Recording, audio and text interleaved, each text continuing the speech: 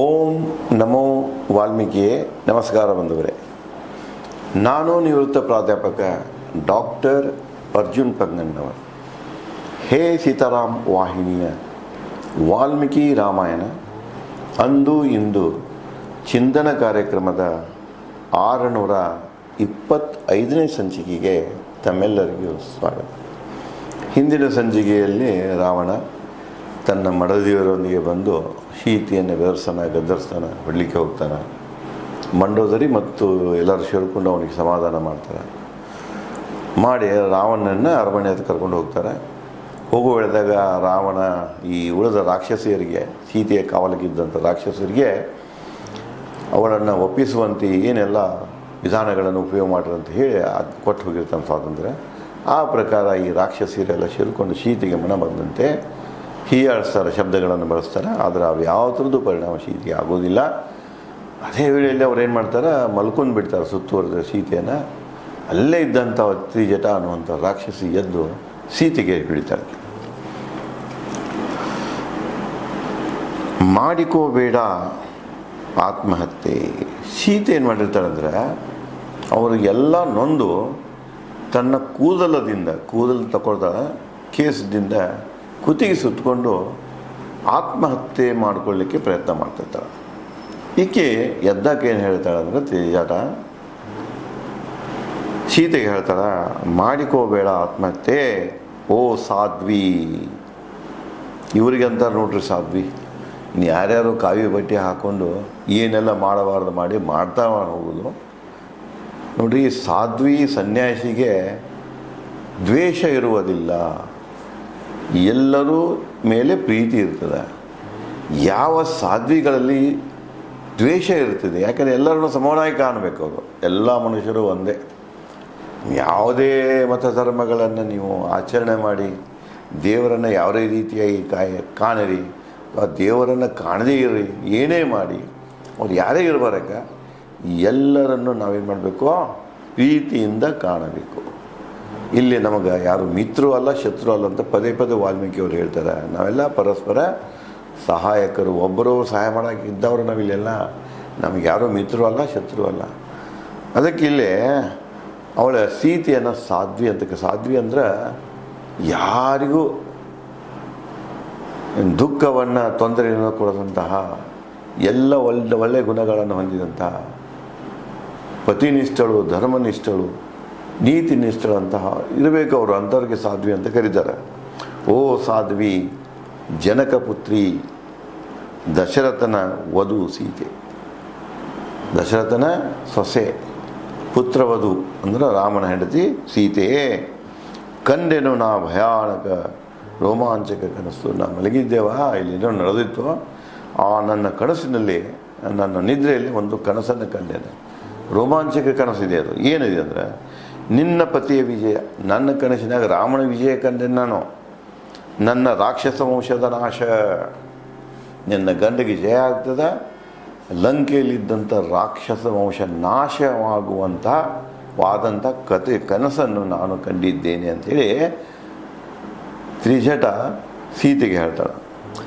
ಪ್ರಾರ್ಥಿಸುವೆವು ನಿನ್ನ ಸೀತೆ, ನಾನು ನಿಮಗೆ ಪ್ರಾರ್ಥನೆ ಮಾಡ್ತೇವೆ, ನಿನ್ನನ್ನು ಬೇಡ್ಕೊಳ್ತೀವಿ ನಾವು. ರಾಮನಿಂದ ರಾಕ್ಷಸರನ್ನು ರಕ್ಷಿಸು, ನೀ ಸಮರ್ಥಳು. ನಿನಗೆ ಯಾರು ತೊಂದರೆ ಕೊಟ್ಟಾರಲ್ಲ ಅವ್ರ ಬಗ್ಗೆ ಹೇಳ್ತಾ ಇಲ್ಲ ನಾನು. ಇಡೀ ರಾಕ್ಷಸ ಕುಲ ಹಂಗಿಲ್ಲ. ಒಬ್ಬ ಯಾರೋ ಮಾಡಿದ ತಪ್ಪಿಗೆ ನಮ್ಮ ಕುಲವನ್ನು ನಾಶ ಮಾಡಬೇಡ. ರಾಕ್ಷಸ ಕುಲದ ರಕ್ಷಣೆಗಾಗಿ ನಾನು ನಿನ್ನಲ್ಲಿ ಪ್ರಾರ್ಥನೆ ಮಾಡ್ಕೊಳ್ತಾ ಇದ್ದೇನೆ. ರಾಮನಿಗೆ ಹೇಳಿ ಇಡೀ ರಾಕ್ಷಸ ಕುಲವನ್ನು ನಾಶ ಮಾಡಬೇಡ ಅಂತ ಕೇಳ್ಕೊಳ್ತಾಳೆ. ಅಳುವ ಸ್ತ್ರೀ ಶೋಕದಿ ಮುಕ್ತಳಾಗಿ ಸಂತೋಷ ಪಡುವುದನ್ನು ಕಂಡೆ ಕನಸಿನಲ್ಲಿ. ಮುಂದುವರೆದ ಕನಸು ಹೇಳ್ತಾಳ. ನನ್ನ ಕನಸಿನ ಒಬ್ಬ ಹೆಣ್ಮಗಳು ಸ್ತ್ರೀ ಅಳ್ತಾ ಇದ್ರು, ಅದಕ್ಕೆ ಸೀತೆನೇ ಅಳ್ತಾ ಏನು ಮಾಡಿದ್ರು, ಒಮ್ಮೆಲೆ ಶೋಕದಿಂದ ಮುಕ್ತರಾಗಿ ಸಂತೋಷದಿಂದ ನಗಲಿಕ್ಕೆ ಶುರು ಮಾಡಿದಳು.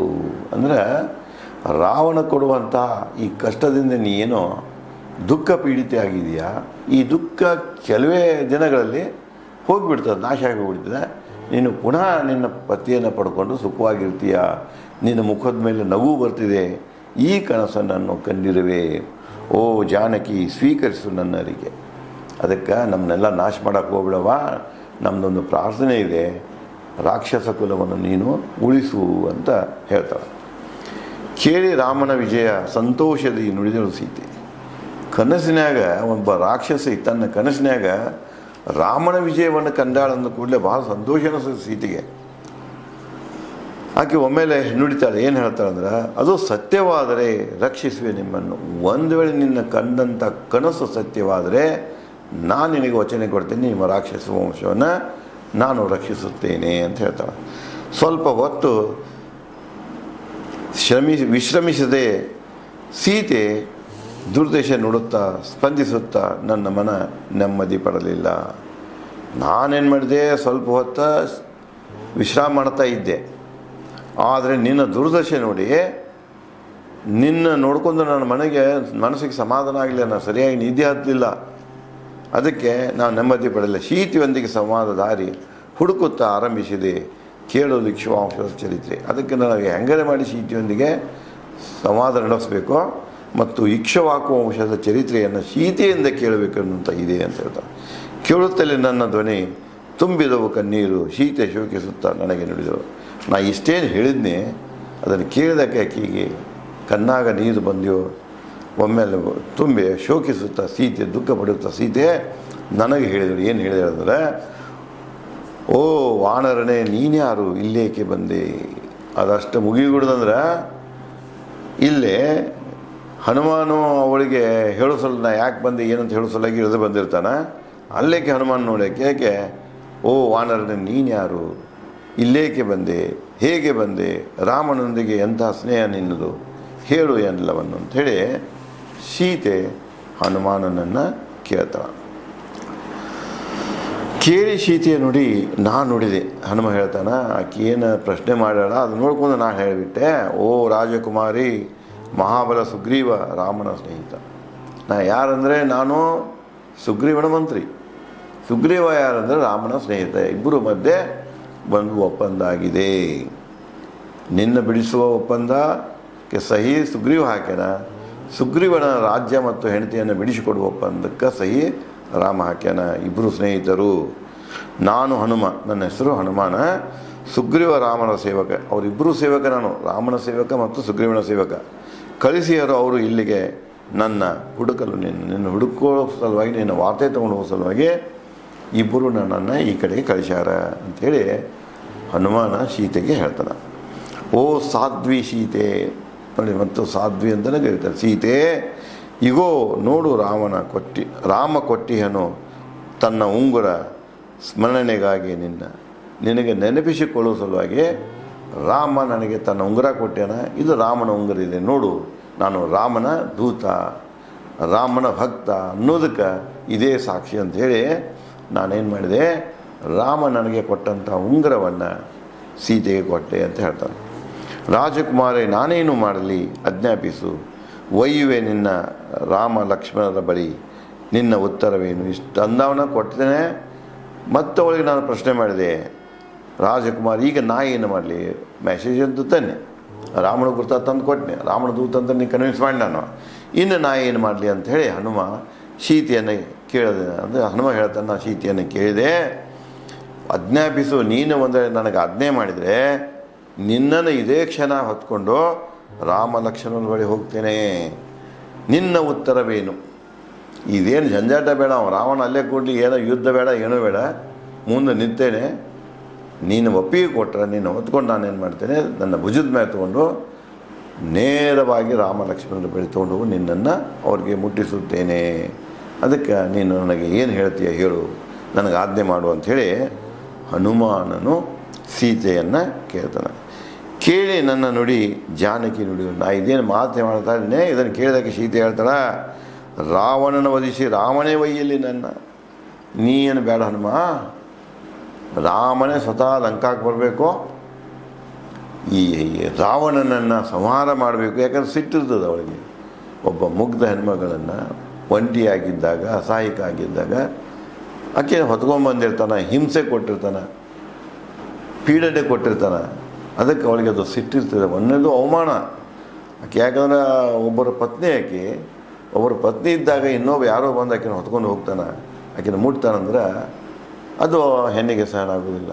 ನನಗೆ ಭಾಳ ಅವಮಾನ ಮಾಡ್ಯಾನವ, ನನಗೆ ಹಿಂಸೆ ಮಾಡ್ಯಾನವ, ಅದಕ್ಕೆ ನಾ ಸರಳ ಬರೋದಿಲ್ಲಲ್ಲಿ ಸ್ವತಃ ರಾಮ ಬರಬೇಕು, ರಾವಣನ ಜೊತೆಗೆ ಯುದ್ಧ ಮಾಡಬೇಕು, ರಾವಣನ ಕೊಂದು ನನ್ನ ತನ್ನ ಬಳಿ ತೊಗೊಂಡು ಹೋಗಬೇಕು ಅಂತ ಹೇಳಿ ಸೀತೆ ಅಂದಳು ಅಂತ ಹನುಮ ಹೇಳ್ತಾನೆ. ಶಿರಭಾಗಿ ಸೀತೆಗೆ ತಲೆಬಾಗಿಸಿ ಸೀತೆಗೆ ಹೇಳಿದೆ, ಬೇಡಿದೆ ಕೊಡು ರಾಮನ ಹೃದಯ ಸಂತೋಷಕ್ಕೆ ನಿನ್ನ ಗುರುತ. ಆಯ್ತಮ್ಮ, ನೀನು ಹೇಳಿದೆ ಮುಟ್ಟಿಸ್ತೇನೆ, ನಾನು ರಾಮನ ಗುರುತ ನಿನಗೆ ಕೊಟ್ಟಿದ್ದೇನೆ, ಇನ್ನು ನಿನಗೆ ನಾ ಭೇಟಿಯಾಗೋದನ್ನು ಹಂಗೆ ರಾಮಗೆ ತಿಳಿಬೇಕಲ್ಲ, ಕನ್ವಿನ್ಸ್ ಮಾಡಬೇಕಲ್ಲ, ಅದಕ್ಕೆ ನಿನ್ನ ಗುರುತ ಏನಾದರೂ ಕೊಡು, ಅದನ್ನು ತೊಗೊಂಡೋಗಿ ನಾನು ರಾಮನಿಗೆ ಒಪ್ಪಿಸುವೆ ಅಂತ ಹೇಳ್ತಾನೆ. ಹೇಳಿದಳು ಸೀತೆ, ನನಗೆ ತೋರಿಸು ಆ ಆಭರಣ ನೋಡಿ ನಂಬುವನು ರಾಮ ನಿನ್ನ ಮಾತುಗಳನ್ನು. ತನ್ನ ಶಿರಾಭರಣ ಇರ್ತದೆ, ಆ ಶಿರಾಭರಣವನ್ನು ಕಿತ್ತ ಅವನ ಕೈ ಕೊಡ್ತಾನೆ, ಇದನ್ನು ತೋರಿಸು, ಇದು ಸೀತೆದಂತ ಅವನು ಗುರ್ತಾ ಹಿಡಿತಾನೆ ಹೇಳಿ ಸೀತೆ ನನಗೆ ಹೇಳಿದಳು ಅಂಥೇಳಿ ಹನುಮ ಈ ಕಥೆಯನ್ನು, ಈ ಘಟನೆಗಳನ್ನು ಅಂಗದ, ಜಾಂಬವಂತ ಮತ್ತು ಉಳಿದ ವಾನರರಿಗೆ ಹೇಳ್ತಾ ಇದ್ದಾನೆ ಬಂಡೆಗಲ್ ಮೇಲೆ ಕೂತ್ಕೊಂಡು. ಆಭರಣ ಕೊಡುತ್ತಾ ಸೀತೆ ತನ್ನ ಸುದ್ದಿ ರಾಮನಿಗೆ ಮುಟ್ಟಿಸಲು ಹೇಳಿದ. ಆಭರಣ ಕೊಡ್ತಾನೆ, ನಾ ಈ ಜೀವಂತದನ್ನು ಇಲ್ಲಿ ಇಂಥವ್ರದ ಬಂಧನದಲ್ಲಿದ್ದೇನೆ, ನನ್ನ ಮುಕ್ತ ಮಾಡ್ಕೊಂಡು ಹೋಗು, ಅವನು ಕೊಂದು ಮುಕ್ತಿ ಮಾಡ್ಕೊಂಡು ಹೋಗು ಅಂಥೇಳಿ ಈ ಸುದ್ದಿಯನ್ನು ಮುಟ್ಟಿಸು ಅಂತ ಹೇಳಿದಳು ಅಂತ ಹೇಳ್ತಾನೆ. ಸೀತೆ ಪುನಃ ನನಗೆ ನುಡಿದಳು ಮತ್ತು ಸೀತೆ ಹೇಳ್ತಾಳೆ, ಹೇಳಲೇಬೇಕು ನೀನು ರಾಮನಿಗೆ ನನ್ನ ಶೋಕಗಾಥೆ, ಇಲ್ಲೇನು ನಾನು ಕಂಡಿದ್ದಿಲ್ಲ, ನನ್ನ ದುಃಖದ ಕಥೆ, ಇದನ್ನು ನೀನು ರಾಮನಿಗೆ ಅಕ್ಷರಶಃ ಹೇಳ ಮುಟ್ಟಿಸಬೇಕು. ಇದನ್ನು ಕೇಳುತ್ತಲೇ ನನ್ನ ಶೋಕಗಾಥೆ ರಾಮ ಲಕ್ಷ್ಮಣ ಸುಗ್ರೀವ ಬರುವಂತೆ ಬಹುಬೇಗ ಇಲ್ಲಿ ಪ್ರಚೋದಿಸು. ಇಲ್ಲಿ ಏನು ಸ್ಥಿತಿ ಇದೆ ಯಥಾವತ್ತಾಗಿ ಹೇಳಲ್ಲಿ, ನಾ ಏನು ದುಃಖ ಪಡ್ತಾ ಇದ್ದೇನೆ ಅದನ್ನು ಹೇಳು. ಅದನ್ನು ಕೇಳಿದ್ರೆ ಅವರಲ್ಲಿ ಏನಾಗ್ತಿದೆ, ಅದೊಂದು ಪ್ರಚೋದನಾಕಾರಿಯಾಗ್ತಿದೆ. ಅವಾಗ ಅವ್ರು ಏನು ಮಾಡ್ತಾರೆ, ನನ್ನ ರಕ್ಷಣೆಗೆ ತಕ್ಷಣ ಎದ್ದು ಬಿಡ್ತಾರೆ. ರಾಮ ಹೇಳ್ತಾನೆ, ಲಕ್ಷ್ಮಣ ಹೇಳ್ತಾನೆ, ಅವನ ಸ್ನೇಹಿತನಾದಂಥ ಸುಗ್ರೀವ ಕೂಡ ನನ್ನ ಸಹಾಯಕ್ಕಾಗಿ ತಕ್ಷಣ ಅವರು ಇಲ್ಲಿ ಕಡೆಗೆ ಬರ್ತಾರೆ. ಅದಕ್ಕೆ ನಾನು ಏನು ಸಂಕಟ ಪಡ್ತಾ ಇದ್ದೇನೆ, ದುಃಖ ಪಡ್ತಾ ಇದ್ದೇನೆ, ಇದನ್ನು ಅಕ್ಷರಶಃ ಯಥಾವತ್ತಾಗಿ ನೀನು ರಾಮನಿಗೆ ಹೇಳಬೇಕಂತ ಸೀತೆ ನನಗೆ ಹೇಳಿದಳು ಅಂತ ಹೇಳ್ತಾನೆ. ಕೇಳುತ್ತಲೇ ನನ್ನ ಶೋಕಗಾಥೆ ರಾಮ ಲಕ್ಷ್ಮಣ ಸುಗ್ರೀವ ಬರುವಂತೆ ಬಹುಬೇಗ ಇಲ್ಲಿ ಪ್ರಚೋದಿಸು. ನನಗೆ 2 ಮಾಸ ಗಡುವಿದೆ. 2 ಮಾಸ ಕೊಟ್ಟ, ತಿಂಗಳ ಕೊಟ್ಟನ, ರಾಮ ಬರದಿದ್ದರೆ ನಾ ಅಸಹಾಯಕರಾಗಿ ಸಾಗಿವೆ. ಮತ್ತೊಂದು ಹೇಳಿಬಿಡ್ತಾರೆ, ನೀವು ಒಂದು ವೇಳೆ 2 ತಿಂಗಳದಾಗ ನೀವು ಬಿಡ್ಸ್ಕೊಂಬರಕ್ಕೆ ಬರಲಿಲ್ಲ ಅಂದ್ರೆ ನಾನು 2 ತಿಂಗಳಲ್ಲಿ ನಾನು ಸಾವನ್ನು ಅಪ್ಪುತ್ತೇನೆ. ಈ ಸಂದೇಶವನ್ನು ಹೇಳು ಅಂಥೇಳಿ ಸೀತೆ ನನಗೆ ಹೇಳಿದಾಳ ಅಂತ ಹೇಳ್ತಾನೆ. ಇನ್ನೂ ಮತ್ತು ಸೀತೆ ಏನು ಹೇಳ್ತಾಳೆ, ಮತ್ತು ಅವ್ರಿಗೆ ಏನು ಹೇಳ್ತಾನೆ, ಮತ್ತು ವಿಚಾರಗಳೇನು ಬರ್ತಾವೆ ಅನ್ನೋದನ್ನು ನಾನು ತಮಗೆ ಮುಂದಿನ ಸಂಚಿಕೆಯಲ್ಲಿ ಹಂಚಿಕೊಳ್ಳುತ್ತೇನೆ. ಧನ್ಯವಾದ.